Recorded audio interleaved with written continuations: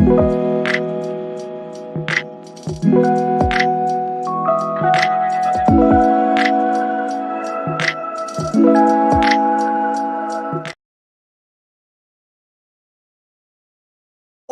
up?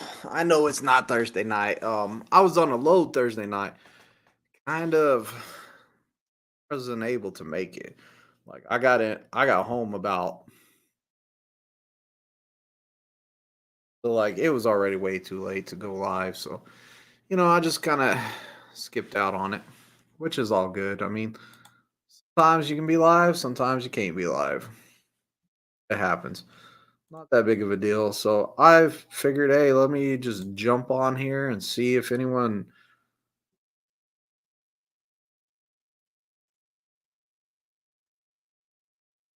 We'll wait for some people to get in here, see who all jumps in here, see who all wants to come hang out. I sent an invite to somebody and hopefully they jump on in here. But hey, right now they're for TNT trainers, like TNT trainers are waiting on students right now. So the jump from PSD straight to TNT, it's like a boom, you're ready. Like you get a trainer pretty quick. There's not much waiting there. So that's a good thing because you get through PSD, faster you get through PSD, faster you get your next trainer for the TNT, and faster you finish that, quicker you get to your own truck. So that's major stuff right there. Gene Scott, what's happening? Gene Scott. So yeah, the faster you get all that done, the faster you get to your next truck, and the better off, the quicker it happens. Well, guys, today, awesome guy. I don't know if he wants me to say his name or not, but I know his name. He came out to see me on the pad a couple weeks ago. He came out there to see me on the pad, and we started chopping it up. And he watched my channel, and he's doing the next step. It's always about bettering yourself in trucking. So he was on the next step of his journey to do better. And he's like, man, I just became a trainer.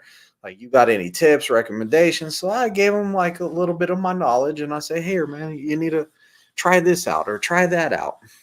Awesome guy. We just like instantly clicked. Real cool guy. And, today he tested out his student trifecta. I was like, heck yeah. I was like, that's cool. But he also brought me an iced coffee to be like, hey, man, I appreciate you helping me out. And I was all like, man, like it just made my day that he came back and he was like so appreciative that he got me a iced coffee. Like that was awesome. So I thought that was pretty cool. I'll share that with y'all. So, you know, it was just awesome. Like I didn't help him out just because like wanted something in return, but like it was awesome that he showed how grateful he was by being like, "Hey, here's a cup of coffee." That was cool, and man, I was really happy his student trifecta. But that's what we should be doing out there is we should be helping each other. Like the new trainers coming out, they might need help on like how to talk to a student, how to manage a student, like what's some of the struggles they're gonna have. If they have people out there that are helping them and teaching them the ropes and let like just honest people helping out, like they're gonna go far. They're gonna be have a lot better success. And that's what I believe. I believe that the guys that have been out there, instructors that have been out there for a while, share your knowledge with the next guy, uplift the next guy. You were in their shoes at one point and you had no idea what you were doing. And for a while I had to figure out what I was doing out there. I didn't have nobody to help me. And it was like trial and error, finding out what works, what doesn't work, what got me in the office, what got me in trouble, what kept me out of trouble. Like there's a lot of stuff that I figured out by trial and error. So I made the best decision I could, and I might have made a bad one. I found out later on, I made a decision to take care of it. Oh, I thought my phone was muted. Now my phone's muted. Sorry, but you know, to me, it's like take the initiative. I'm one of those guys that like I'm going to take the initiative and I'm going to use my better judgment and I'm going to make a decision on what needs to happen and I'm going to go with it. Because if I was wrong, guess what? I'm going to find out later on, like, hey, you were wrong. You should have never done that. And then I'm going to know, hey, don't do that again. But that's kind of how I operate. It just took some time. I will tell you what I was doing 7 years ago today. 7 years ago today. Oh, family's real important to me. So, we'll go back a couple weeks before today. 7 years ago today. So a couple weeks, 7 years and a week ago, I found out that my job was having budget cuts and I had to do something to pay my bills and pay for my house and all that. So, they had a budget cut, they cut my overtime. I had to do something. And that's whenever I started looking at different things like the oil field, different stuff. And I decided that, hey, I need to come out here and do the trucking because, you know, uh, the last people that get lose their job in the oil field are the truck drivers, is what they always say. Now, during COVID, I seen the oil. That's another story, but during COVID, the truck drivers even got laid off in the oil field. But I had to do something. So pri- I applied at some companies first, just because I didn't do much research. There wasn't as much stuff like YouTube and stuff like that that I really knew about, resources and stuff like that I found out later on. But I went around and,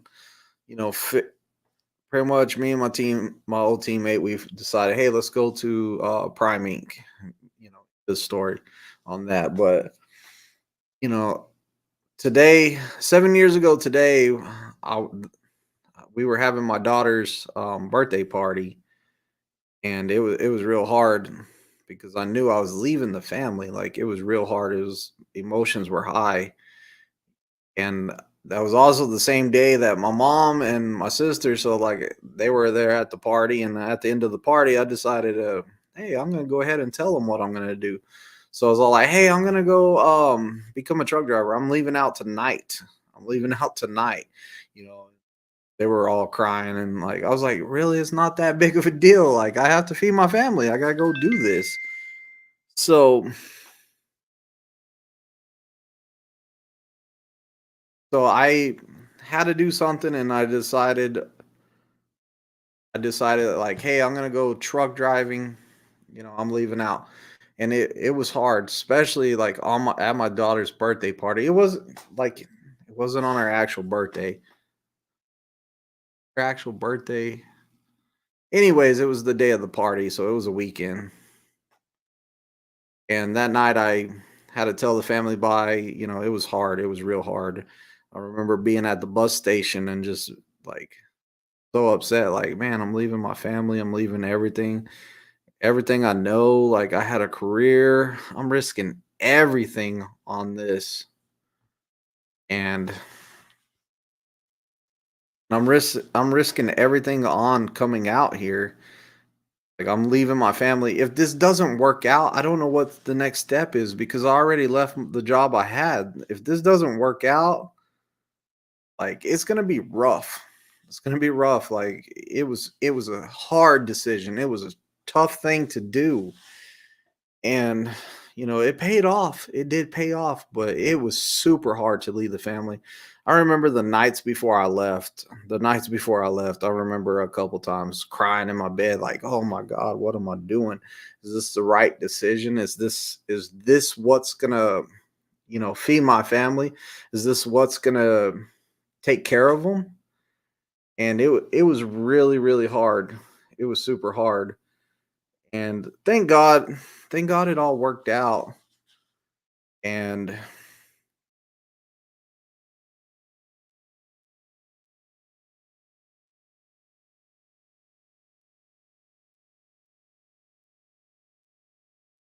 like everything panned out for the best. Like look at me now. Like, I'm one of the top instructors, my bills are paid, like I'm doing freaking phenomenal. But it was hard. It was hard. I'm real big with like I wanted to be there with my family and I'm leaving them and like I remember like each night I'd be like, "Oh man, I'm going to cry." Bam, start crying like in my room by myself or in my shower or whatever. I didn't want the family to know that I was that upset. My wife probably seen me cry a couple times over it, but it was like the things that go through your head like I'm going to miss my kids growing up. I'm leaving them. I'm going to be away. Like this is a horrible feeling. I remember that horrible Greyhound ride. Like the Greyhound ride was horrible. We got stuck in Amarillo for a long time because our bus driver got sick or whatever. So we were in Amarillo for a long time. All we were doing was watching this he was on some drugs, but we were watching this guy bum for cigarettes and grab cigarette butts and like it was kind of craziness. A lot of stuff goes through your head on the way there. Like you're all like, "Man, was this a good decision? Was this a bad decision? I want to go around. I wish I wasn't on the bus. I hate the bus." Everything going through your mind. It just, I was a wreck. I was a wreck. The bus was horrible. But you know what? At the end of the day, I'm doing awesome.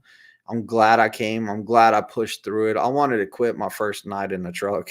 Like I remember the first night I slept in a truck. Like I told my trainer was all like, "We're gonna go in and eat in this place," and like it was a hole in the wall truck stop, and I was like, "Oh man, this place is horrible."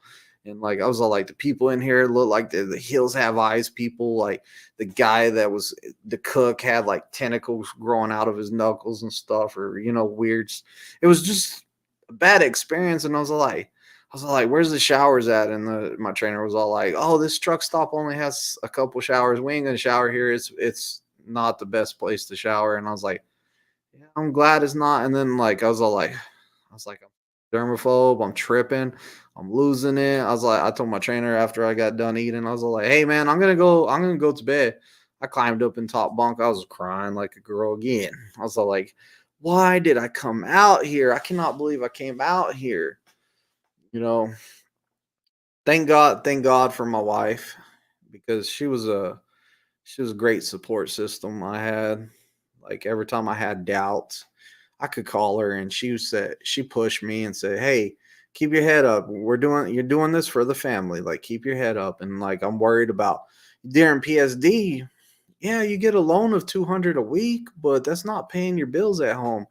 Luckily, whenever I left the state of Texas, I had enough time on the books that I was still getting checks until January. But you're like, man, once these checks once my time's out and I'm not getting that money no more, what's the trucking checks going to be like? Like I was trying to figure out how much truckers got paid, all kinds of stuff. You don't know. Like it's kind of an unknown thing. You hear averages and stuff like that, but you're trying to do the math. You get cent per mile. You times that by the speed. Like the heck am I? Like what's going on with this? So, she always pushed me and kept me going. And, I'm glad that she was there and she was my support system because I really needed her. And she was always there for me and she pushed me hard. And that's sometimes I needed it. Sometimes I really did. Being out away from home, seeing my kids every day. I was seeing my kids every day to I haven't seen them in weeks. That was hard coming home and not seeing your like I had my son was for maybe 2 years old. He was like 2 or 3 years old, like little.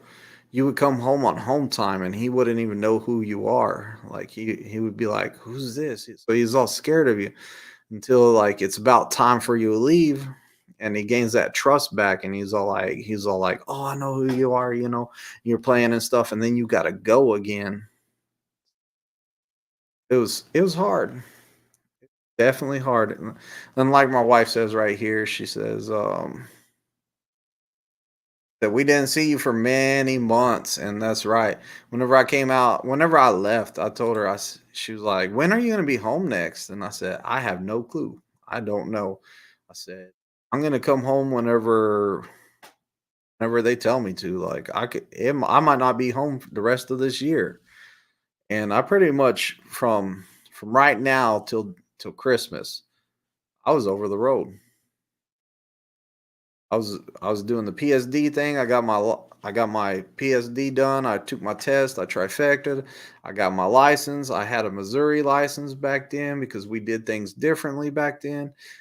And I got the Missouri license, and I just went from there. I went straight on to TNT. Me and my trainer was like running hard. Oh, wrong email.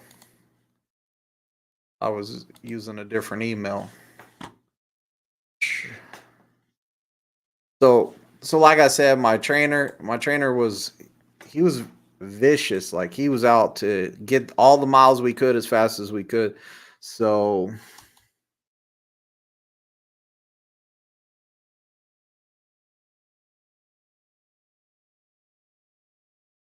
that a LC or a IC?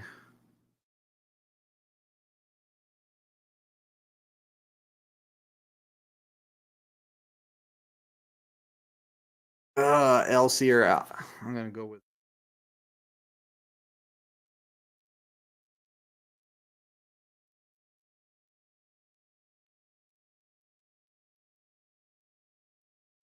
But yeah, it was a long time without being home, and it was hard. So I understand.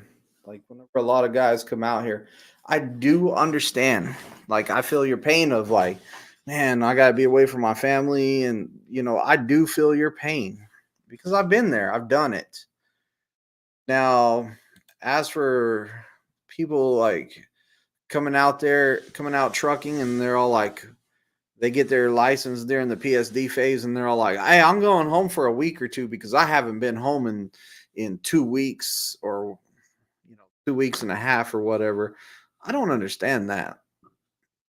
Telling you the truth, I don't understand that because whenever I came out here, I was hungry. I wanted to get to my truck as soon as I can. Like I had a goal, and I was going for it. And I worked hard, and I made sure to try to get to my own truck as fast as I could so I could start making money. That way I could pay the bills. And it was craziness. All the stuff that goes through your head. Like, did I make the right decision? Like the hardest part of this whole program, one of the hardest things about it, one of the things that is the scariest about it, about the whole thing, the scariest thing is leaving everyone you know and everything you know to come out here and give trucking a chance. That right there is real fear. It was. Once you get here, you shouldn't be scared of nothing. Like you got over the scariest part. See my wife, that's my wife right there. She says we gain a new life and an amazing new state and beyond grateful. Yeah, and trucking also had me move from Texas. Like, man, it was hard moving out of my own country of Texas to come out here, but you know what? I moved out of my country of Texas to the United States, to Missouri, so it was something else. But I'm telling you guys, like, come out here with a goal, and your goal might change. My goal, whenever I came out here, I told my wife, I said, so here's what I'm gonna do. I'm gonna get my CDL. I'm gonna complete that year, and after the year, I'm gonna come home and find a local job. I'm gonna drive I'm gonna work in the oil field or something like that. I'm gonna find something local, and I'm done with over the road. And that was my goal. Fortunately, unfortunately, I found a way to make this career work the best for me, and I have not looked back. I got somebody that's gonna come on here now. Adam, what's going on? What's up, buddy? I like that camera view. Dude, did you just break into the room? Straight broke in. Can you come close the door, Cass? You suck. Ben, Hang on, let me go close the door. got to go handle business.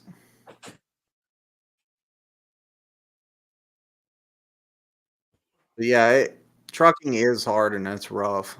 All right, I'm back. Yeah, How you been? I've been all right. Hanging in there. Change of scenery, obviously. Changed up jobs, changed up content, changed up. Got a new wife. Changed up my entire life. I'm joking about the wife part, but I was about to say you're about to get in trouble. So if y'all remember Versatile Duckling, he was a driver. He was an instructor at Prime and a driver for Prime, and he decided. What happened to you? I work with my hands now. I don't swing doors anymore. I moved companies. I wanted to spend more time at home. I was running my own lease for what was it, 9 months, and then my kids. I missed one kid walking. I missed birthdays. I almost missed the birth of my second one. So I didn't want to play that game anymore. There's not a really a good amount of money that's worth that to me personally. So I went local, which been working out so far. So I get to make the content that I want to make now. I don't have Big Brother lurking on my channel, you know. Yeah. The main reason was pretty much just spend time with the family. Yeah, it was a Right. win-win situation all the way around, you know. I mean, I love working at Prime. I loved what I did. I kind of miss the training stuff.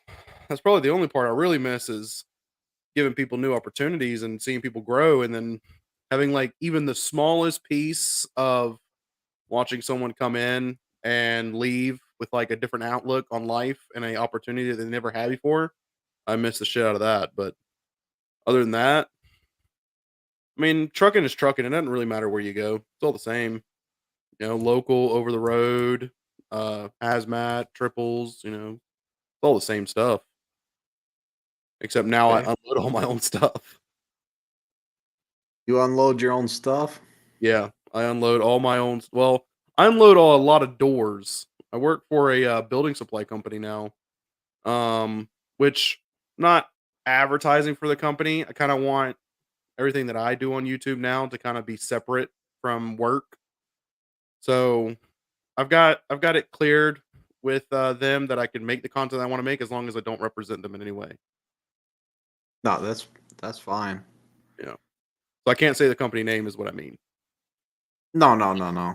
But are you flatbed or Yeah, I am. I started out at Prime as flatbed, so I kind of went back to my roots there. I am now hauling flatbed trailers now with sometimes step decks, most of the time not, which means I gotta basically climb into what the size of a reefer trailer is on a regular basis, which is rough on the knees, especially for a guy my size. But you know, it works. It pays the bills. so being local? Like, what's your clocks like? Like, what is it like an hourly pay? Is it Yeah. So I get paid by the hour. I get paid $28 an hour standard, and then overtime I get paid $40 an hour. So I usually get overtime by Thursday and Friday. So Thursdays and Fridays I'm usually getting paid like $40 an hour. nice? What is it? Monday through Friday, or is it Monday through Friday, and I get my weekends all to myself. 8 to 5? No. So I work for a relatively small company. That's kind of what I was aiming for. Um, was something small. So we only operating about 50 trucks, and there is a huge benefit to working for a smaller company than a larger company that I don't think a lot of people know about. a large company has great perks. Um, your safety means more at a larger company than it does at a small company because let's just compare my company to Prime, right? Prime has 10,000 drivers. My company has 50 drivers, which means if I call out at my company or I can't do something, for my company, like load wise, there's no one else to save my ass. I just got to take that on the chin and deal with the consequences of it. But if I was at Prime and let's say that, I couldn't make a load on time or something like that, someone could repower me, someone could, um, they could be rescheduled, stuff like that. Those aren't really options at smaller companies. It's kind of like all on you at the end of the day. Yeah. So, but it's good. I would say really do your research. I think I had told you probably last year that I had been thinking about making a move. So it took me almost an entire year to finally find the decent company to do that with, you know? So, so what time do you usually get off each day? Well, I just got off an hour ago. If that gives you for anybody watching, this is Central Standard Time. So my schedule is very fluctuating. So I'll show you actually on my phone here. So I get a message that looks like this every night. Hang on. A message that looks like this. And they come in every single night. And these are just pictures of a piece of paper with everyone's routes on them. So like I said, there's not that many people here, just one piece of paper. So this is everybody who drives. And my name's right here, so I'll be going to Seymour to Theodosia Monday morning. So that's I'll probably go wake up 4 o'clock in the morning. Sometimes I have to wake up at 3 o'clock in the morning, especially since I moved. I moved out of Springfield. I don't live in Springfield anymore. I live in Verona, of all places, which is outside of Monette for those who don't know. Yeah, I didn't know where that was. Yeah, the schedule's pretty rough. It's basically like regional. If I had to compare it to something, it's regional. I'll probably get like 2 hours that I get to spend freely at home before I have to go to bed and then start over. But it is nice to see the kids every single evening. So there's a plus in that.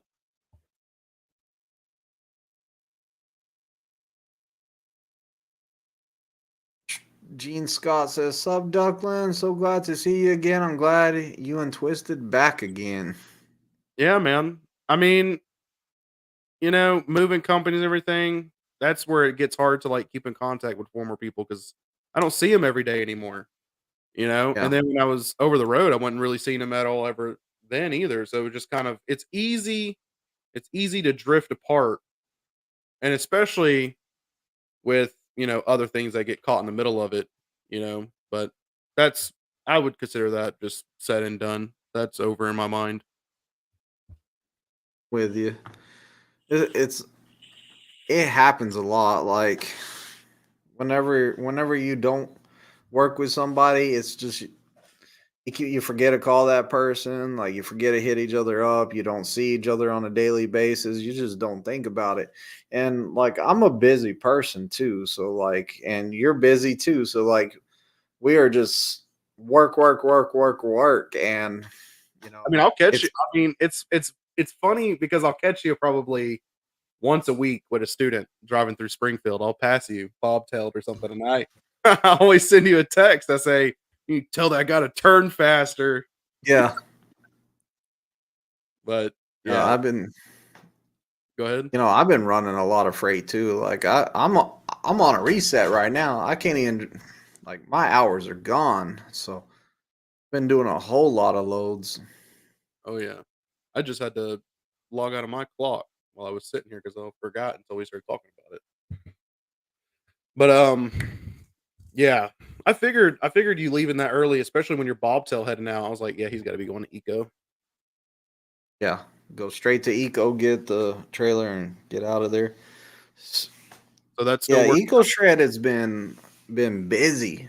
Is it? It's Did they get the it's new machine? what? Did they get their new machine? So they finally picked up their how many trailers are picking up now? Yeah, that big. It was a big red one. It used to be green. I think it was. Yeah, I remember when I was doing the eco stuff is when their machine broke down. They had told me that they ordered a new machine and just hadn't come in yet. They had that entire area cleared out and cleaned up, and it stayed clean for a long time.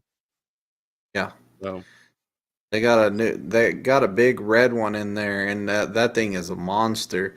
They're almost outgrown that building. They need a bigger building. Where, dude, they got up to trailers. I think they got. I want to say they're at like 150 trailers now, just Eco Shred.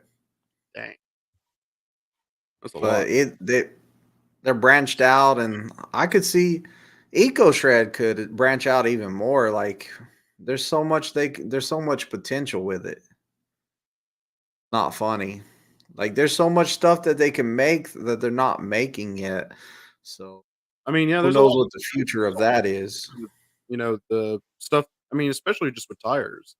I mean, they're really focused on that mulch thing, and they had that new product coming out that they were showing me a sample of and let me touch, like some kind of new version of the mulch that they were doing. So I don't know, man.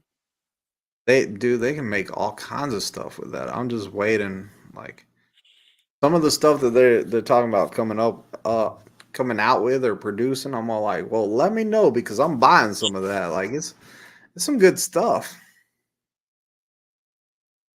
Yeah, there's a park right next door to me where I live now because I bought a house, and I was telling I actually live next door to our mayor, which is funny. But our mayor is going to redo the park, and I told her about Eco Shred that she could get bags of mulch from there. I still represent that prime life. Don't think I forgot where I come from. You need to call them up and say, hey, I want some commission off of this. Yeah, no kidding, right? Finder's fee. But yeah, man, it's going good on my end. Um, yeah, I ain't really got much else to add to that. Yeah, what's the conversation for tonight?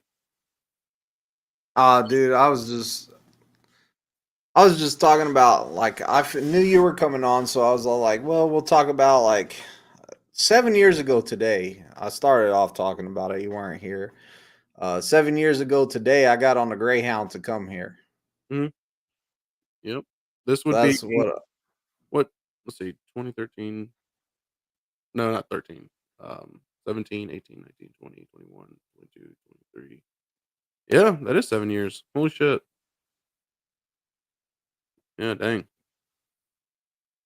I didn't even think about it. It's been that long. It's almost been a decade for us. That's crazy. I know. Am I gonna say goodnight? Yeah, bring her in here. Who am I saying goodnight to? Oh, you? I'll put your little. Ah!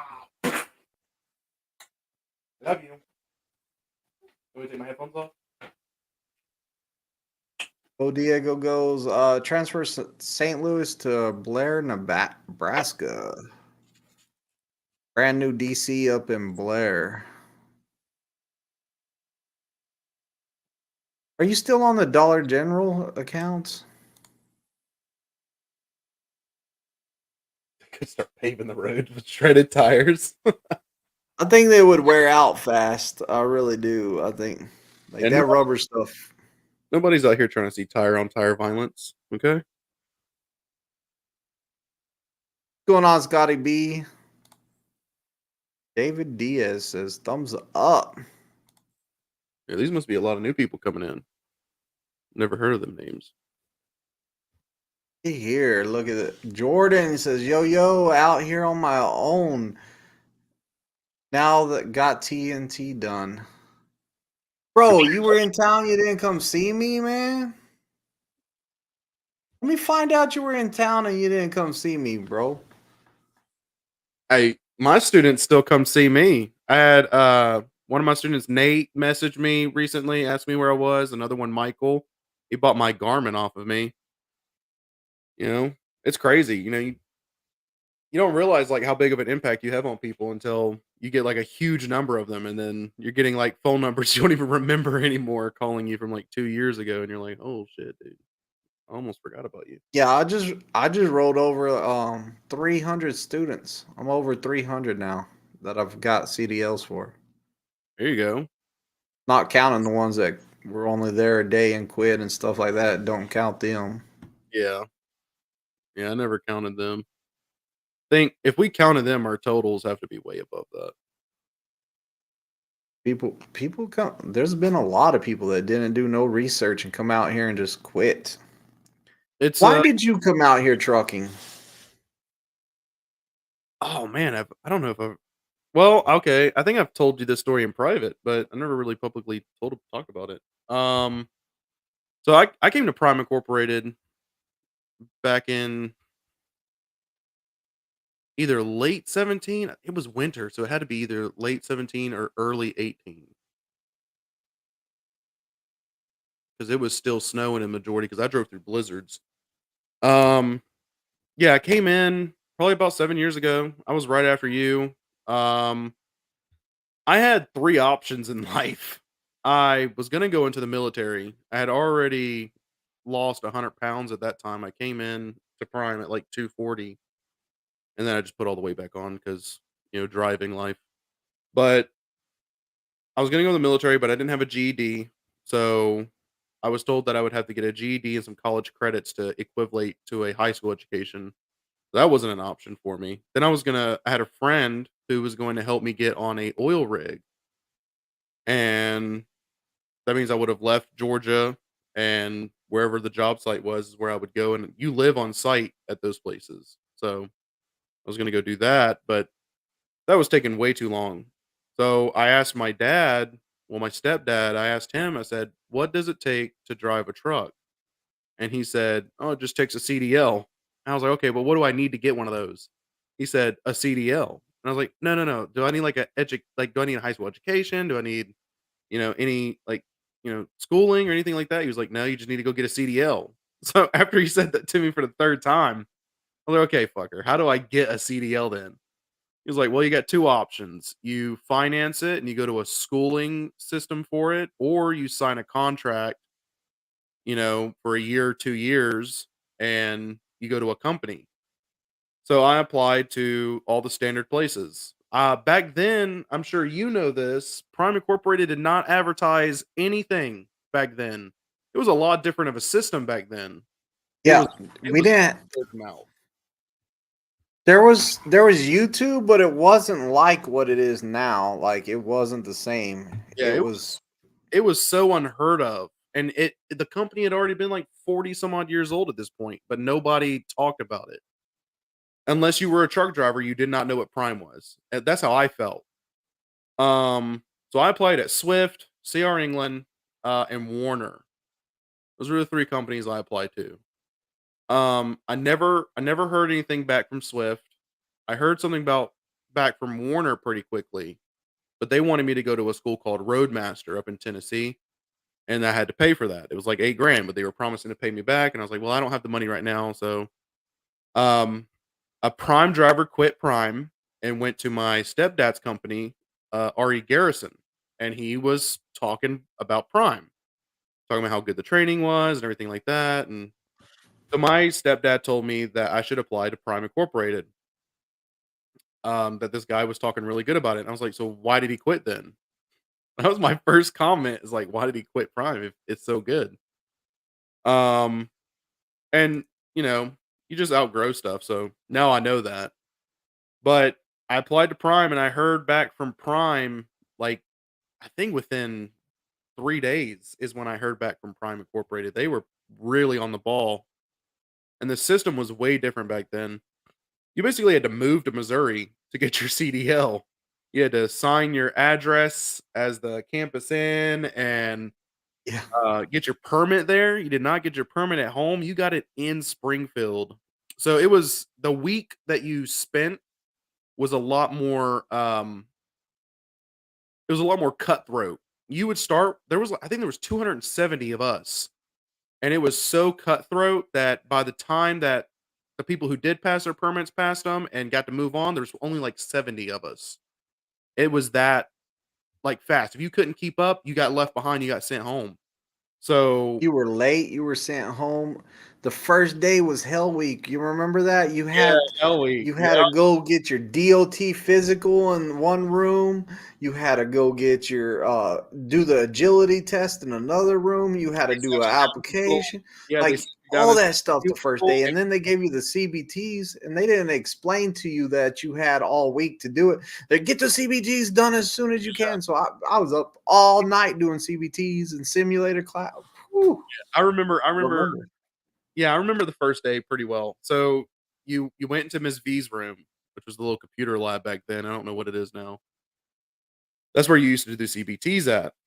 So you went in there, you got the whole spiel, and then uh I think like they split us up. There were so many of us. Half of us went to the medical room, half of us went to the background check room.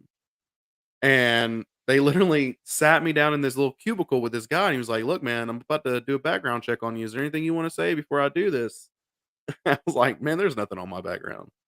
And they do the background check right there in front of you, and then, you know, or they probably already have it. I don't know how, but they probably already have it. I mean, and then you go into the medical room. You had to sit in line.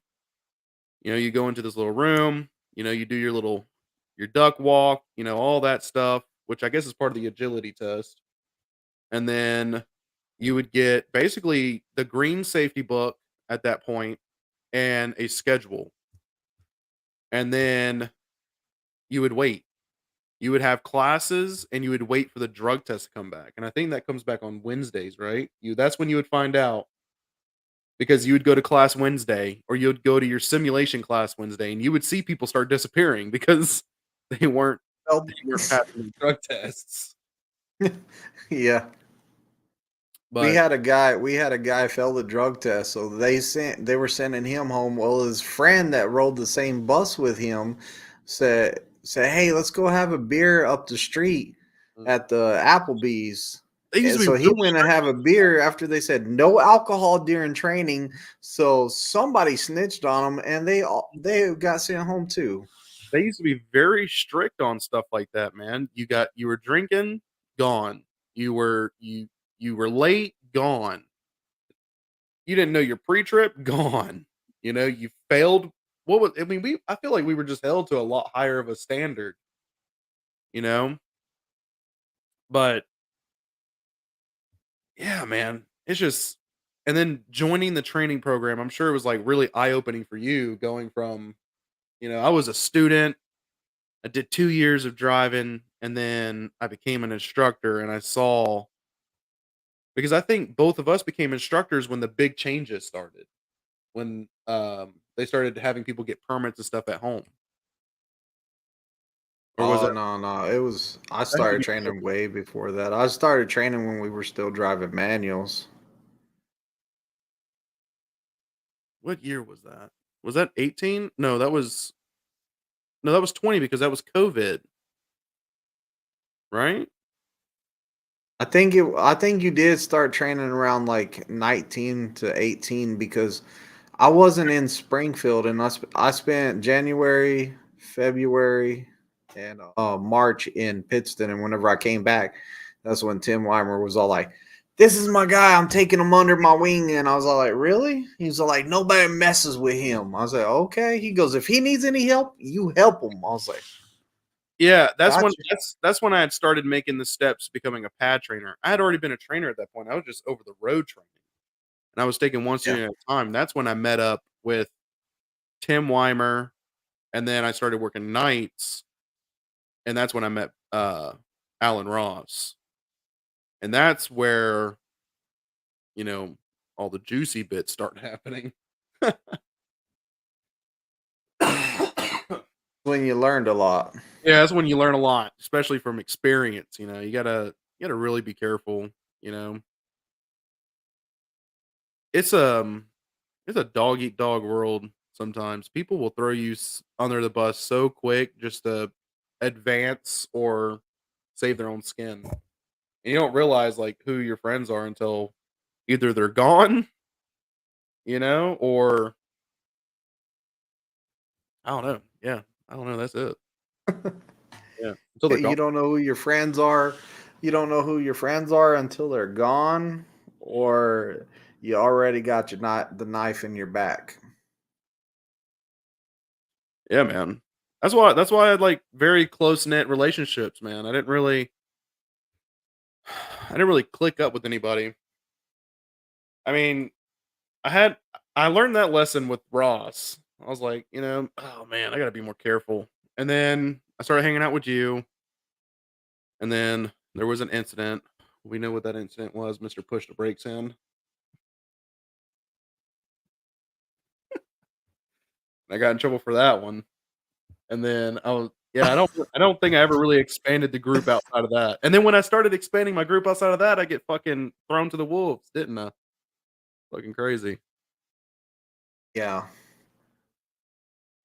Should just get my little close That's knit. why like I just like I've always like I talk to a lot of people. I do talk to a lot of people because I talk a lot, but for the most part, whenever I come to work, I pick up my students and we go straight to work. And like I'm out there till I have to go to the bathroom. Then I go in the building and use the bathroom.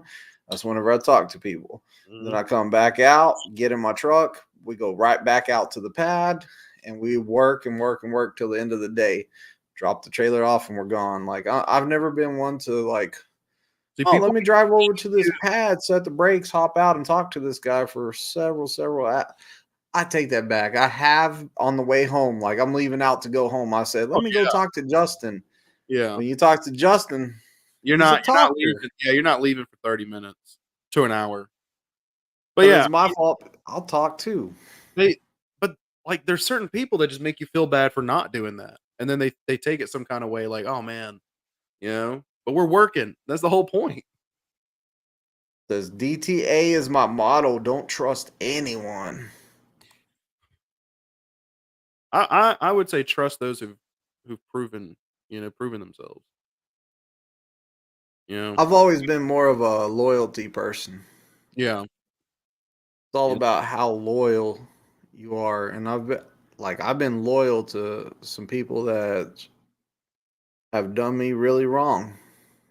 I stay loyal and till it's finally like enough is enough. Not loyal to me. I'm not gonna be like I won't say that I let somebody like completely like treat me bad, but I will let somebody like keep taking from me. They're trying to get everything they can from me, and I'm like, oh, you want that? I'll give it to you. Oh, you want that? I'll give it to you. Oh, you want that? Because oh, you want this for free? Here, take it, man. Like, cool. Whatever. I don't care. I'll buy another one. Oh, I need some vape juice. Here, man, take that. Like I'll let somebody take advantage of me like that. But as soon as I find out that you weren't loyal and you were talking behind my back, Yeah. you know, pretty much you're done, bro.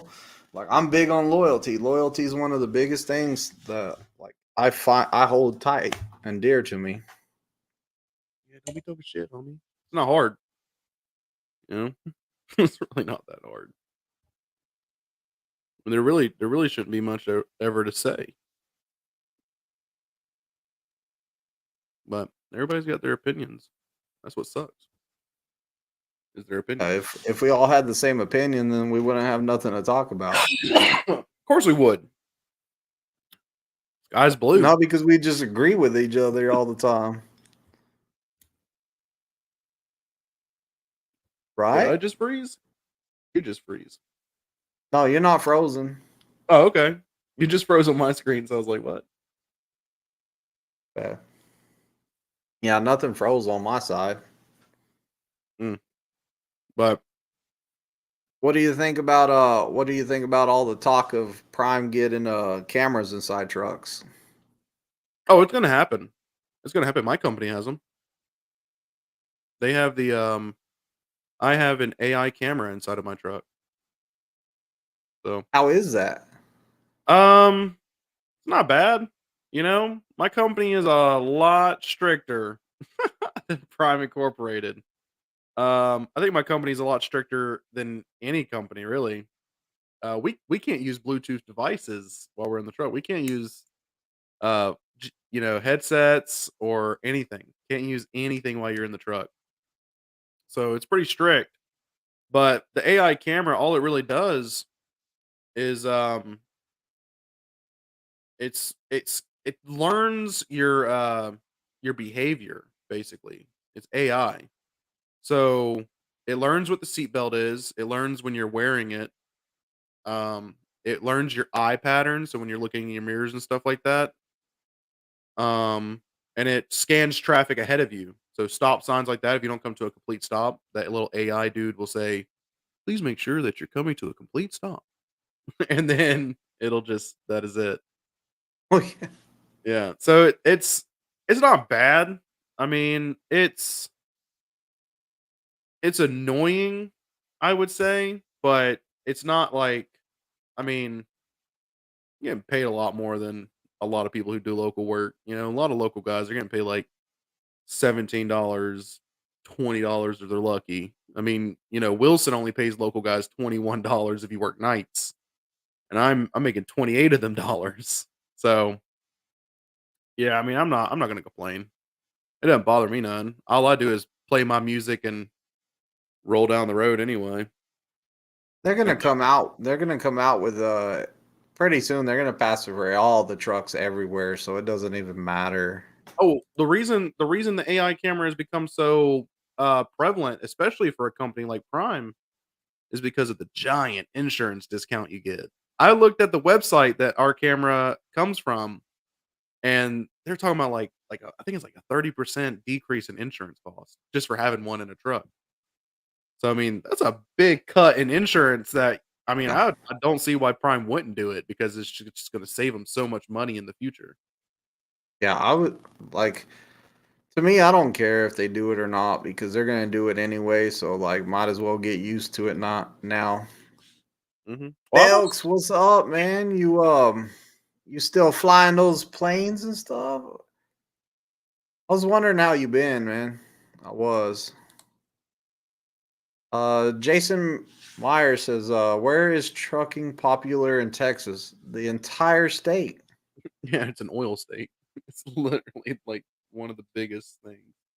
How do truckers handle the heat driving? You turn the AC up, turn it up another notch. I usually keep mine all the way to blue. Not here lately though. It's been cold as hell. Yeah. Did you watch Heavy Rescue 401? No. What is Heavy Rescue 401? I've never heard of that before. Never heard of it. Have you? Air conditioning.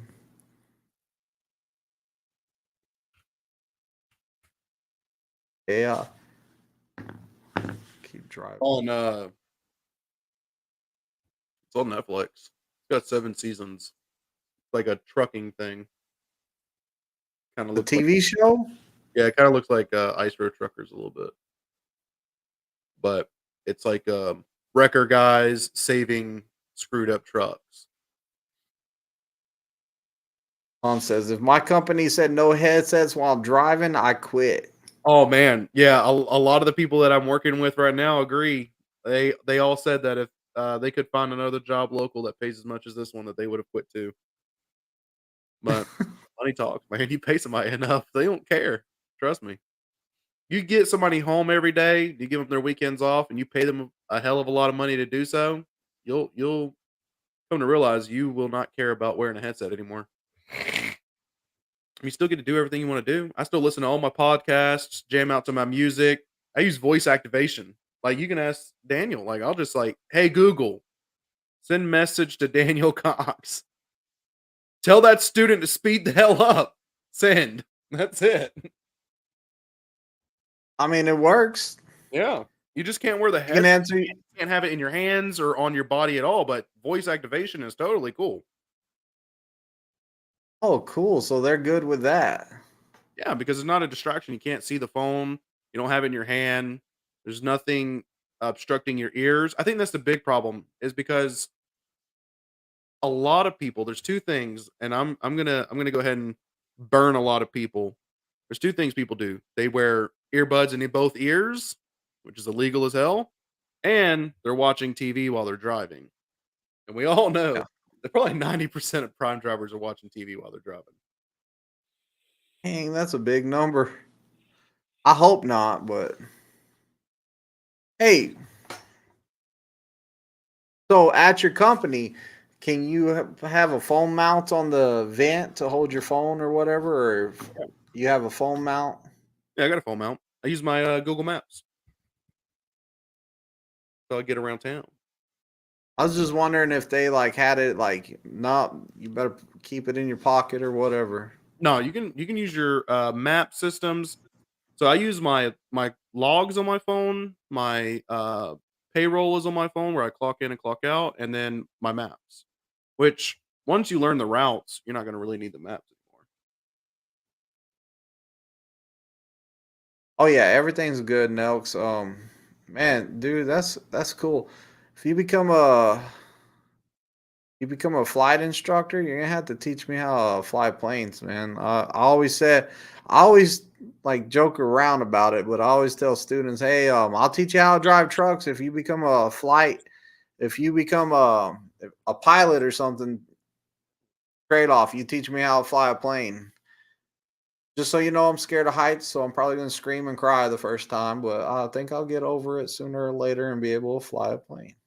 You want to know something that blows my mind since I've been local is how many prime trucks get into accidents in Springfield. That has blown my mind. You never noticed it before? No, man, I've never noticed it before. I guess like OTR, you're never really ever there, and then when you're doing the eco shreds or you're training students, you're always like in one spot anyway.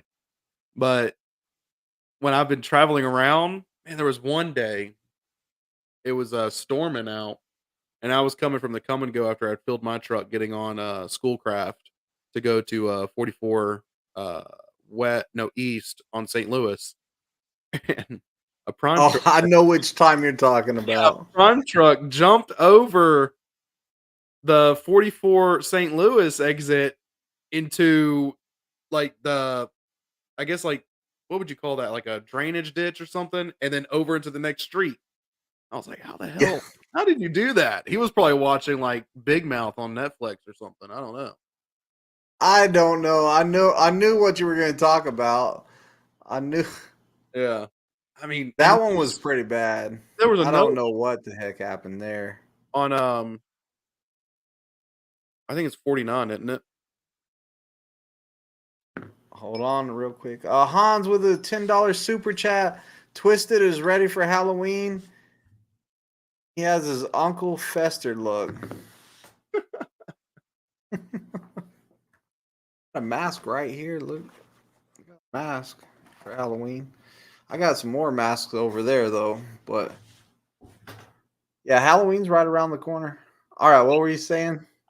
There was all that construction over there. They had the lanes kind of went like this a little bit into the other side, and there was like two prime trucks that had hit that wall, and then there was like a lot of trucks. It wasn't just prime; it was like a lot of trucks. Every morning on my way to work, I have to take that road, and I would see another truck right there. I don't know why it's so hard. Where's it at? It's let me look at a map real quick. Did exit? You know how they put the roundabouts over there by Bucky's?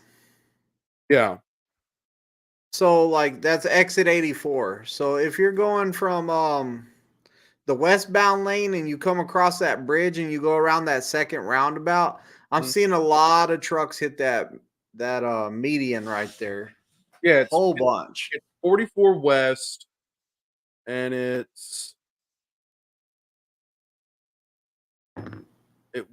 they just finished it, so the construction's not there anymore.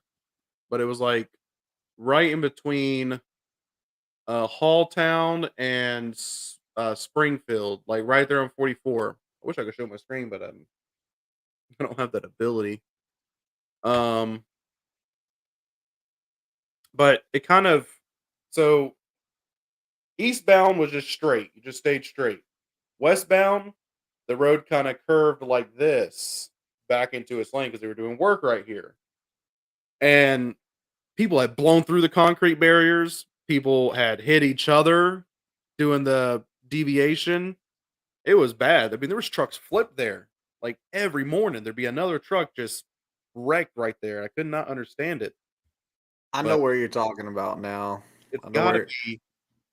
It's got to my be the. student got scared of that construction right there, and Mhm. he just went into the other lane. As like you jerked the wheel. I was like, oh my gosh, yeah, I know where you're talking about. That, Yeah, it don't make no that sense.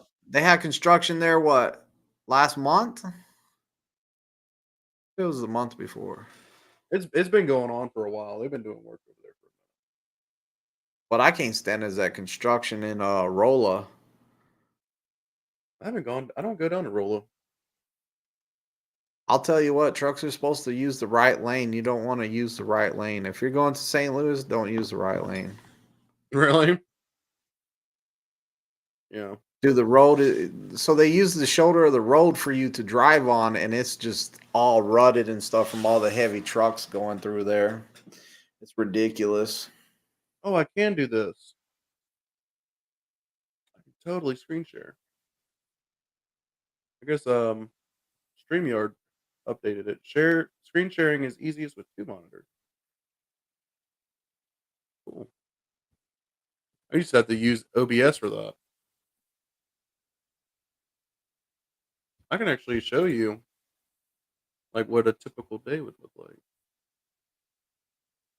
Let's see here. Yeah, the StreamYards, they added a bunch of stuff in here. Like you can multi-stream on different channels and all kinds of stuff. Have you ever looked at this before? Let me see if I can let me see if this actually works here.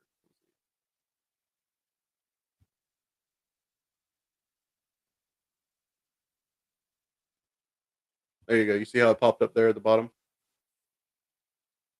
That's everywhere I've been in the United States of America. What? Yeah. Did you know that you could do this with Google Maps? You can look at your timeline.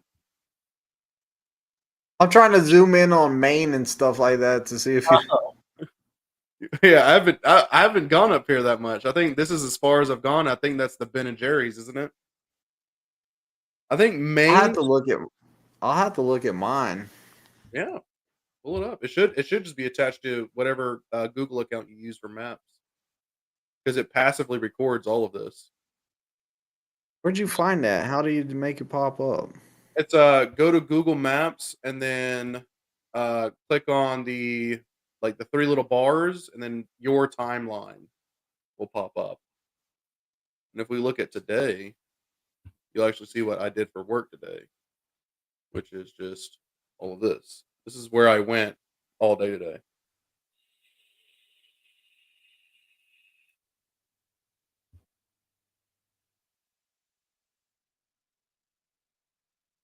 And then we can even like go back to like Thursday. This is Yeah, what I I don't know how to do this. It just says today. It says day trips.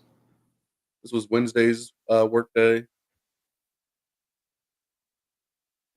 Tuesday's work day, and so on and so forth. But yeah, you can look at all of it, like your entire year, like Look all. at that. That's what mine looks like. Yeah, that's what it'll look like on the phone because it gives those blips. So mine looks like that on the phone too. Look at all this California traveling. Hmm, dang. That's pretty cool. Yeah, it is. Yeah, it is. Look how close to Mexico I've been. Right there. I used to hate going down there. I'm That gonna big. have to check that out later on because that's really interesting. I'm like, what? Yeah, yeah, it is pretty cool. It's crazy, like how many places we've been we don't think about, and how many times we've been there. You know, like this Rock Springs rest area. How many times have I ever been there?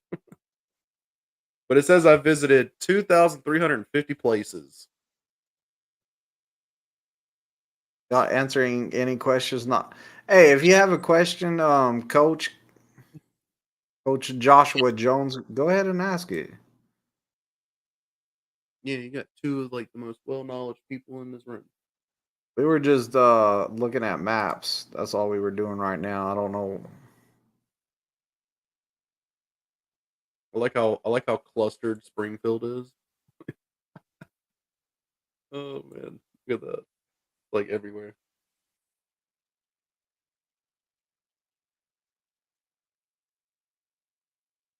How do you do it on the computer? Oh, there's the 3 bars. Yeah, and then you see your timeline.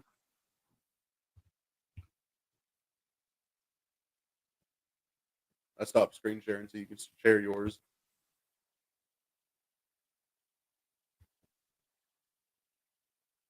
You see the present button with the little screen with the plus arrow on it. How do how do you get rid of the stupid thing in the top corner? Year, month, the date. Oh, I don't think you can. That just sits there. I Here. mean, if you hit the little graph button, it'll take the graph away.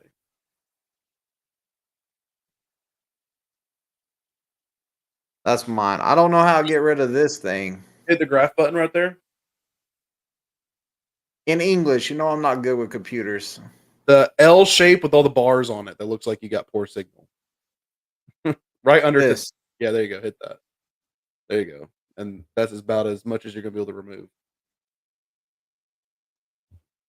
What mine looks like. Yeah. Looks like a lot of the same areas. Ah, look, You've been way all up here. where? Jeez, man. You could spit in Canada. You've actually been in Canada. This one. Yeah. You've actually been up to Canada? Was that with Prime?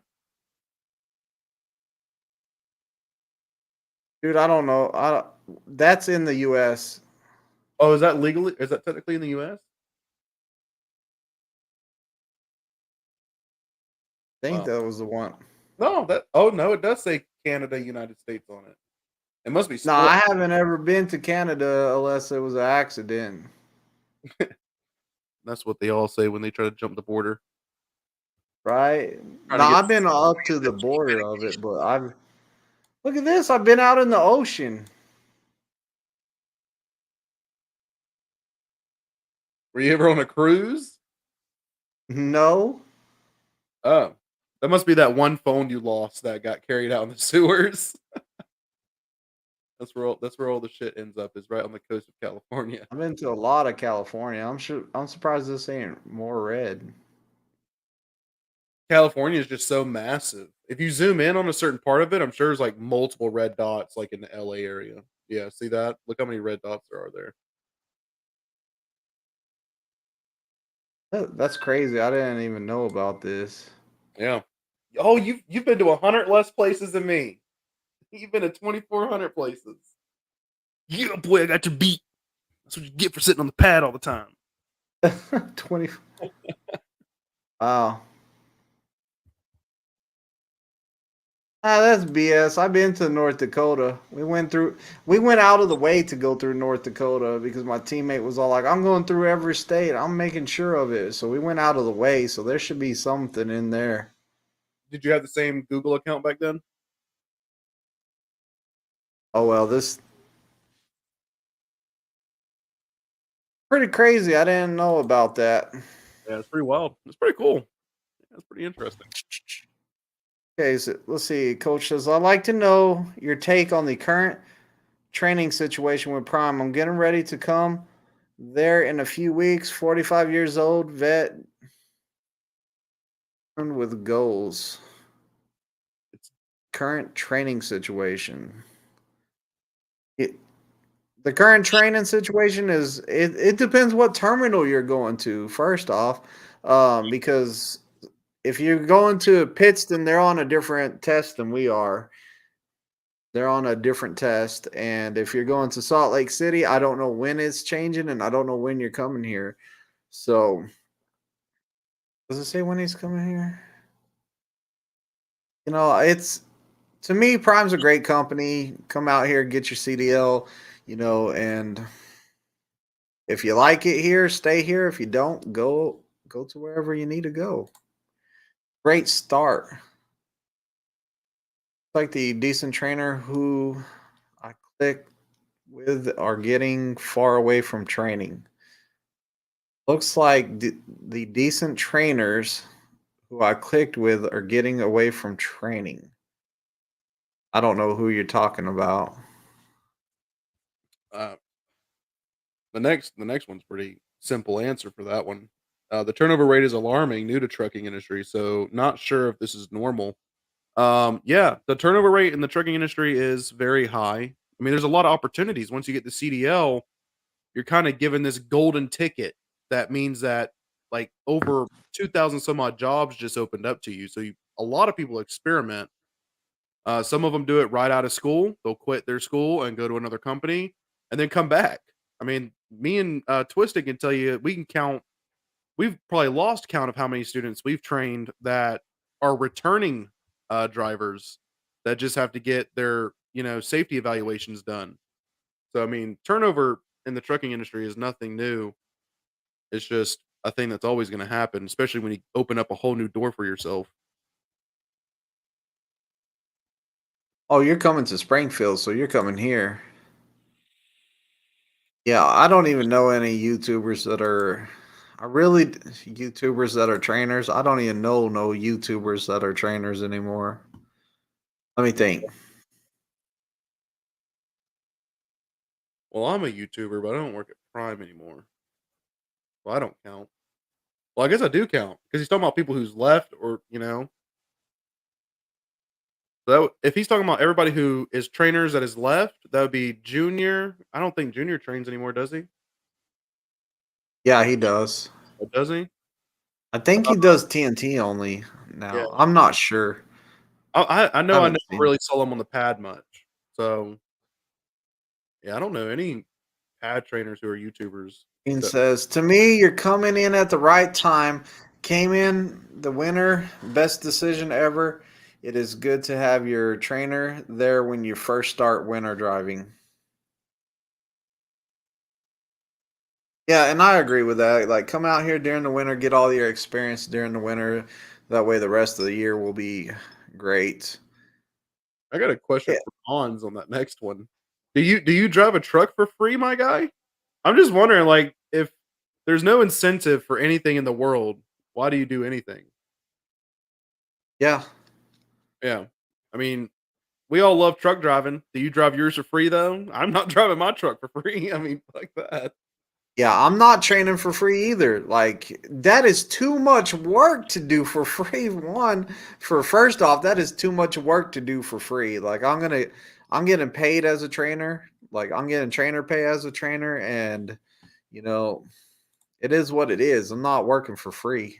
You know, it's it's a very If stressful event, and If you some ever get a trainer that says, "Hey, I train because I love it, and the money ain't even why I train. I don't train for no money." Like, well, tell them, "Hey, sign up whatever money you make off of training me, just sign the check over to me, bro. yeah, No one's gonna do it." the only people who say that are people who like super well off. And then that's just because money doesn't mean anything to them in the beginning. They're just doing something to do something. But there's nobody like that in this industry. There's a couple of people who are very well off, but Sarah says a lot of people don't have support at home to stay OTR to. For some, it's too much for them. And that's exactly right. You have to have a good support system at home, somebody that wants to do it. You don't know how many guys I have that come out here and they're all like, "Yeah, my girlfriend, I'm thinking about getting engaged to her." And then the first home time they go on, she's already living with the next dude. And like, it's pretty much, it's pretty bad for some people. Like, they don't have that good support system, all that stuff. Um, I don't know, man. Like, I had one guy. His wife pretty much came home and he wasn't married no more. So it happens. You gotta have a good, strong relationship, and the both parties are gonna have to like. And like right here, it's as hard as it is on the man or the woman. It's as hard on the one that's out here doing it as it is for the one at the house. Like, they have to struggle. They're a single parent. They like, bad day for them, and they still got to like, they're your support system too. So you're calling them and you're like, "Oh, I had a horrible day," and then they don't want to tell you about how bad their day was because they had an even worse day, but they don't want to bring you down. So they're all like, "Yeah, stay out there. You got this. You got this." So it's equally hard on both sides. Coach says that's why I'm coming when I'm coming from Louisiana. What's snow and ice? I'll get snow and ice in Louisiana every once in a while. Very rare. That's like somebody told me Florida doesn't get no ice. I drove in Florida whenever the roads were icy. It was BS. They didn't do nothing to those roads. It was dangerous. Yeah. Tons. First of all, no one's said you had a train. You did it for the money. Yeah, I think that's completely First, wrong. yeah, I did it for the money. Dude. My whole goal, whenever I became a instructor and a trainer, I was like this. My teammate left, and I said, well, if I become a trainer, that gives me another teammate until I decide to leave Prime, until I find another job. So I don't want to pay a pay cut and go become a solo driver. I want to make more money, not less money. So I was all like, well, if I'm training, I get paid even more and I still have a teammate and I don't have to go find a teammate. And then after that guy's finished, I'll get the next guy and the next guy and the next guy. And then I found out that I don't like sleeping when I'm moving truck.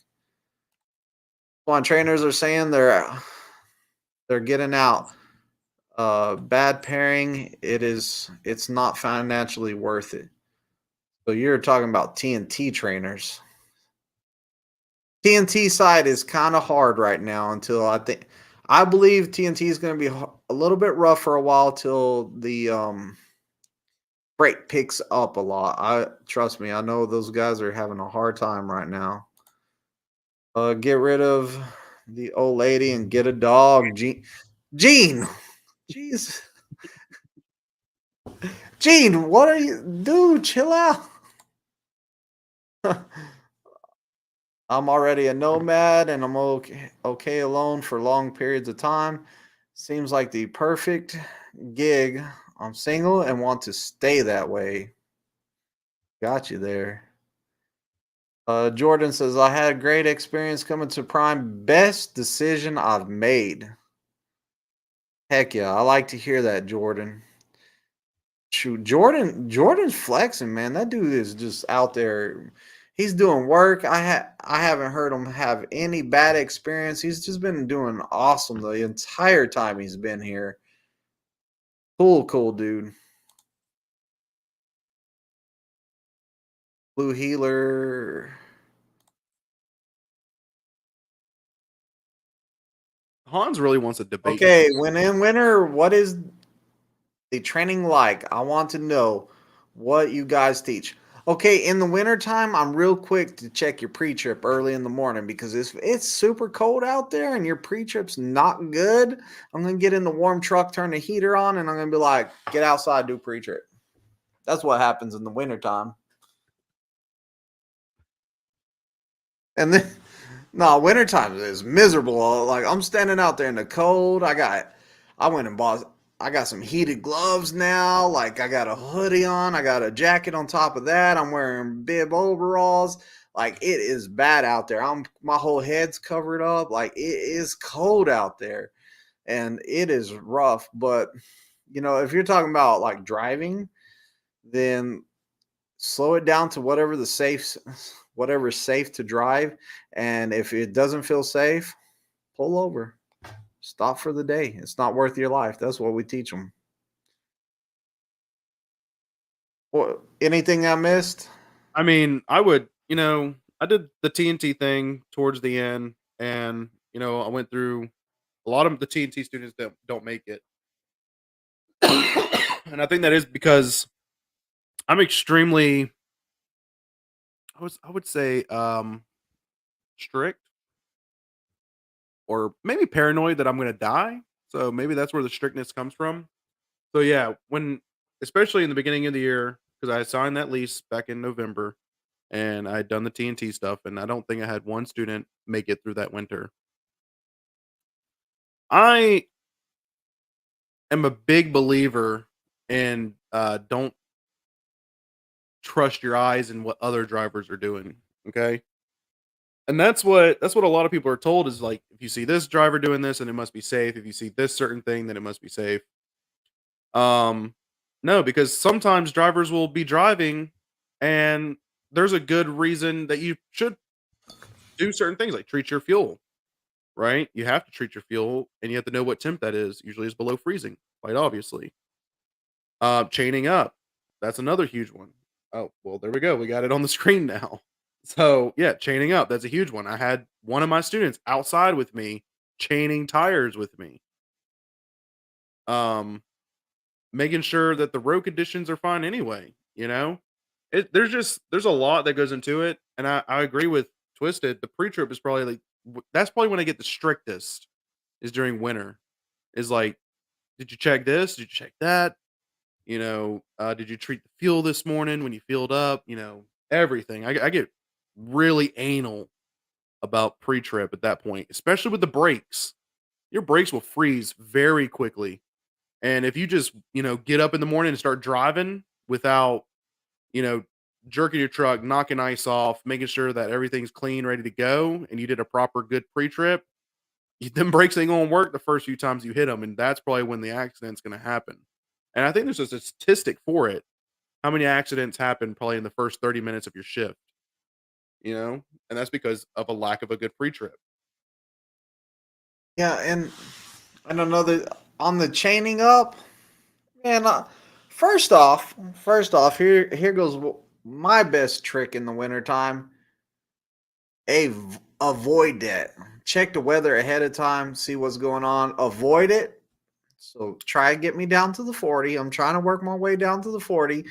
I'm trying to stay where it's warm. South Texas, good place. Something. Trying to stay away from it was one.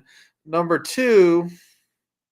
Number two is, like following distance. Keep away from people. Mhm. Number three is if I got to put on chains, I'm just going to park in the truck stop and call it a night because I ain't messing with that stuff. I did a chaining video. That's the first and the last time I'm putting on chains. I've chained up I'm gonna be, multiple you know times. what? If you want me to, if I ever get in that situation where they're all like, you're going to have to put on chains to drive to that truck stop up there, I'm going to be like, bring the tow truck guy with the chains on his truck and pull me over there. I'm pro chain. Um, I'm pro chain. I'm not gonna lie, dude. When I was leasing, dude, there's no oh screw it, man. I'll just pull over. No, man, I gotta make money, dude. So if I can get that load there early, I'm gonna do it. As long as I keep moving, I'm fine. Um, yeah, no, I'm chaining. The biggest one, the biggest pet peeve of mine is people not knowing where their lane is when it's snowing. Your lanes don't just change all of a sudden because there's snow on the ground. I never stand that. And that was like the number one thing I had to jump on students for, your lane's over here. You know, over and over again. And that was probably the most irritating thing is people just losing where their lane is. Talking about driving cars or bikes. We're talking about having to put on chains on tires. Yeah. He's Blink Twice says, "What's up, Twisted man? I was so disappointed. Disappointed. I hate your recruiter up. I hit your I recruiter hate up. your recruiter up. And they told me that I need to get 6 months of experience before they give me a shot. Do you already have a But C you still my guy, and I'm gonna keep watching and supporting the best. Believe we gonna run across each other one day. Yeah, for sure. Yeah, I'm telling you, like coming like Prime is. I'm telling you right now, it's getting your CDL at a trucking school. Like they kind of don't want to mess with it right now. I'm telling you, like we don't need to hire a bunch of people right now. We're not trying to really grow right now, I believe. So like people that have their CDL from somewhere else, hey, you didn't come here, so it's going to be harder for you. And I've been telling people, hey, you might want to go through the school here if you're trying to come here anyways. I don't want to do that, but and it sucks, man. I'm sorry that happened. Hate my recruiter, man. he hit That up that was he hit your that hurt. recruiter up. He hit your recruiter up. Oh, hit my recruiter up. I was like, you hate my Yeah. recruiter, man? I like my recruiter. I was getting upset. I was about to hit you with a band hammer. No, I'm No, I'm joking. Banhammer, you don't ever talk about my recruiter like that again. Watch, he's gonna type, "I do hate your recruiter." Now, watch. I mean, I'd say go renew your license without the CDL, so you technically don't have a CDL, and then go to Prime and get your CDL again.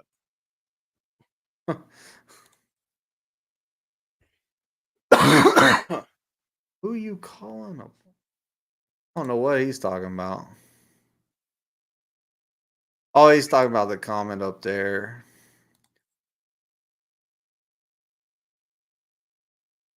Say I gonna say I hit her up. All right. Only thing I hate is broccoli. I like broccoli.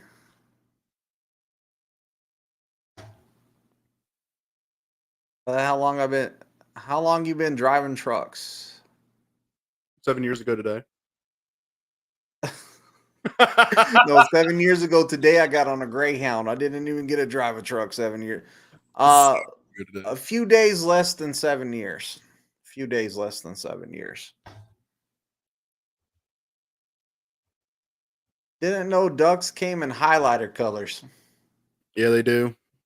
I got Do you have to wear No, I don't. wear that? No, I don't, but if I get ran over by a forklift, I want the ability to sue, and if I wear reflective, then yeah, I can sue the shit out of somebody for running me over. There's Do no way. they make you wear the vest? No. No, you don't have to wear anything. The only thing that I'm required to wear are, steel toe boots. That's it. You could just walk in there only with steel toe boots on. Oh, yeah. I can, what is that movie called? Magic Mike, that shit. Yeah. I can walk in there with just steel toes on. On says 13 years. Would you agree that it's not a job, it's a lifestyle? Yes, it is. It's both. I could agree with that. For the over the road driver, for the local driver, I would say that it's kind of more of a job. It is a lifestyle because, and even for me, it's more of a job than a lifestyle for me because I'm not living in the truck every day. I'm not. I would say we should switch lifestyle for culture. Trucking has, like, a huge culture behind it. So, you kinda just get sucked into it, you know? I would say the lifestyle doesn't really change too much. I mean, you're still doing everything else you do in your lifestyle. You're just living in a different spot. Sam's tripping. I ain't even reading that next comment. Greg, after prime school, did you have to do 50K with a trainer? No. No. No, we did 30K.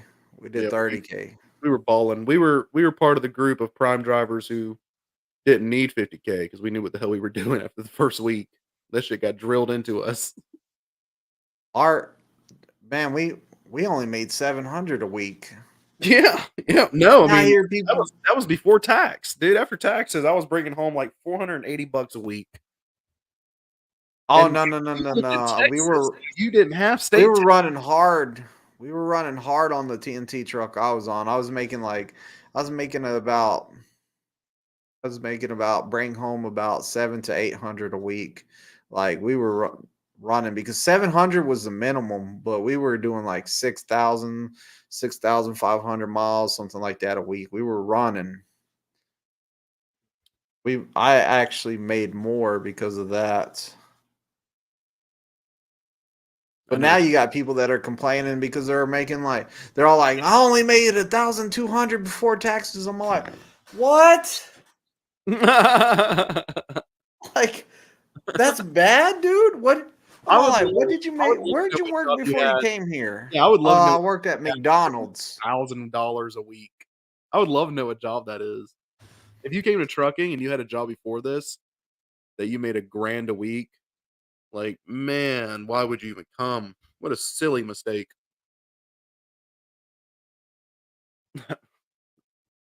It's nice to see you. Yeah, dude. I remember one of my friends. I got one of my friends to come out here. I hit him up. he actually hit me up and he was asking me about it, and I was all like, "Yeah, bro, it's good." We talked back and forth. I explained to him some stuff. Well, he got his first check and he called me up and he goes, I only made first check. I think he brought home like 2,000 2,000 like $300 on his first check. And it wasn't even a full week. And he called me up and he was all like, "Man, this is bull. I'm going to quit, man. This is bull." And I said, "What are you talking about?" And he goes, "Man, at the state, I was making 2,800." And I was all like, "Bro, we got paid by the month at the state. You're talking about 1 week." And he was all like, "Oh." And then he calmed down. He was all like, "All right, never mind. Later, bro." he was he was tripping though. Here's somebody that just came off of TNT right here. Jordan said, "I brought about 900 to 1,000 a week after taxes during training." Yeah, So there you go. that's Like, crazy, man. That's good. That's really good. yeah, that is great. Like, I would be ecstatic if I was making that much during training. Oh man, my life would be so different. Blink twice says, "I also have my endorsement. They made me jump through so many hoops to get my hazmat endorsement, but glad I have all plus a plus my TWIC card. Altogether it cost me $230 for everything." Hey, there you go, man. Go find a company that's going to hire you with no experience to do hazmat. Like, you know, hazmat will pay a lot more. Mhm. Yeah, and there's a ton of companies that will hire you with 0 experience.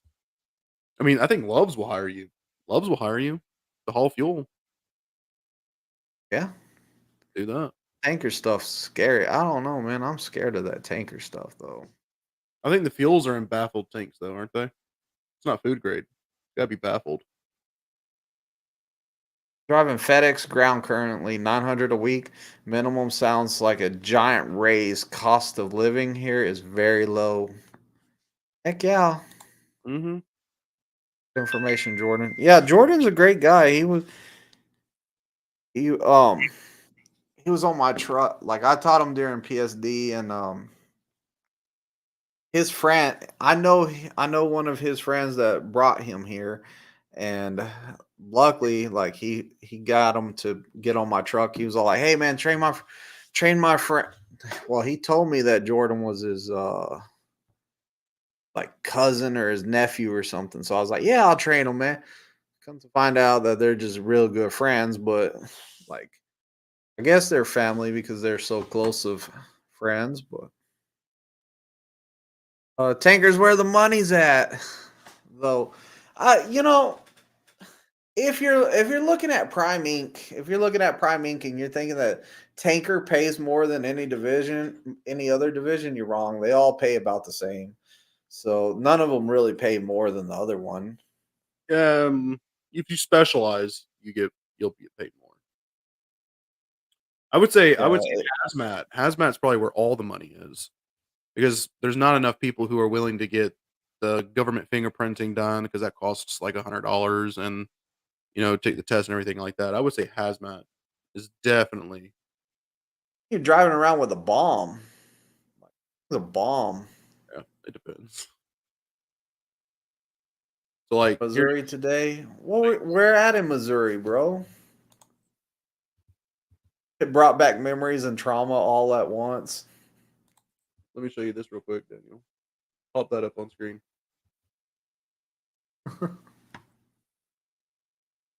Well, it's been an hour and 33 minutes. You got anything else to throw out on Versatile before we take off? Yeah, I was gonna show them this hazmat job. Oh, okay. This job right here, tri-state, owner operators and teams, they'll pay you over $500,000 a year. That's specialized hauling for hazmat. Where's that at? I don't know where they're located at, but it's like high security transportation. They haul like some pretty wicked stuff. Looks like Utah from the background. Yeah. This is probably my dream company. If I could buy a Or truck, Arizona. you know. Let's see, where are they located at? Where's your application at? I don't have an application here. But solo, $100,000 plus annual bonuses. That's not bad for company. If you're just a solo driver. 401k life, hmm vacation. But the requirements are where like it'll catch a lot of people, right? Because you got to have the hazmat endorsement, 23 years of age, and then a minimum of 1 year of OTR. But what they don't say right here, It says recent OTR. yeah, recent OTR. What they don't say right here though is you have to have a minimum of 1 year experience with hazmat. So, because I was going to apply here, but I don't have an entire year of just hazmat hauling. So you have to get your Well, you hazmat. know what you need to do is you could get your hazmat while here at Prime and just stay here for a year. Hold your hazmat over the road for a year. They can't verify what kind of loads you were pulling. So if you had hazmat and you were over the road for a year, they can't prove it wrong.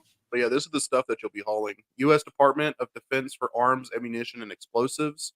U.S. Department of Energy for low-level radioactive waste.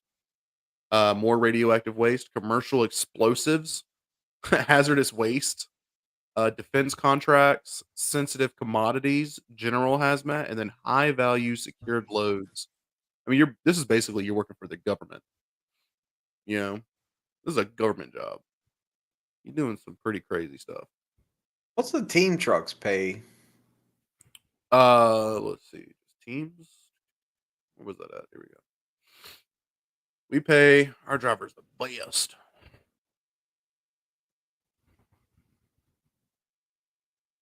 Let's see. The $10,000 bet. So okay, so 13% averaged over 101. I'm gonna say that most people are gonna enter in the 64% area, which is 87,000. And that's for each person. That's not split. So that's not bad. You know? I wouldn't say that's bad. But if you work there long enough, I'm sure you can hit that 101. Which is for a company driver, I'm sure we could both agree that that's pretty insane as a company driver. Yeah, I think that's not bad at all. Because if you weren't a trainer and you didn't get your referrals and everything like that, and you were just over the road, probably be banking like 80 to 90, maybe. And I need to have some experience driving. That's the thing with going to a trucking school is that you kind of get. They're like, hey, you passed your test, good. You pay. We got our money. Like, bye. Go find you a job, and that's the issue with that's the major issue with trucking schools. Like I've told people before, if you're going to a trucking school to get a CDL, make sure you have something lined up. hmm or just go to the company that you're going to go to in the first place, which was Prime. Should have gone to Prime. Go mega carriers, stuff like that. And I don't mean to sound like, hey, I'm pushing Prime on you. Do your research, find the one that works for you, or find a school that's going to guarantee you a job. If you find a school that's going to guarantee you a job, their name is on the line. They are going to do better with you because they know that you're representing the quality they put out. But Oh, go ahead. You ending it? go for it. Oh, I was going to say that's the main reason Prime doesn't really hire outside of Prime, because they're already training all their own drivers. They don't really need to hire outside people. They're already doing it themselves. Yeah. And and I'll tell you what, some of the hardest students that I've ever had to deal with are CDL holders. I will tell you right now, with no experience to 20 years of experience. Those are the hardest. Yeah, ban somebody real fast. Yeah. Okay. That don't make no sense. Yeah, I don't know what to Yeah. just straight up ban them.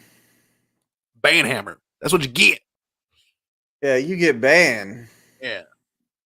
I gotta do it all because I had to do it all on here because I don't have any mods anymore. Oh, really? Yeah, lots of stuff have changed. But hey, we're gonna get out of here. Thank y'all for showing up and coming in, hanging out for a while. It's been a while since we seen Versatile Duckling. You know, you still got your videos up, those funny shorts. Oh yeah, I got all the shorts still up, and I've got tons of new content out as well. Good, good, good.